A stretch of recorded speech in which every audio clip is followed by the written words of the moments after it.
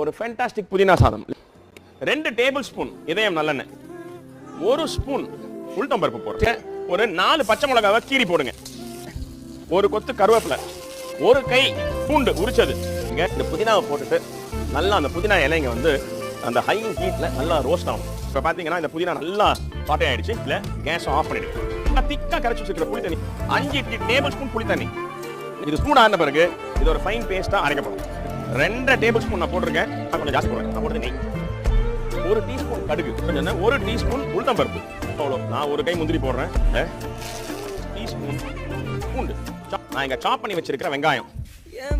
இந்த வெங்காயம் நல்லா வெந்துருச்சு. அரைச்சி வச்சிருக்கிற சட்னி 5 சாதத்துக்கும் சேர்த்து இந்த சட்னியில உப்பு போட்டுருங்க. பியூட்டிஃபுல். இந்த உப்பு போட்டாச்சு, நல்லா மிக்ஸ் பண்ணியாச்சு.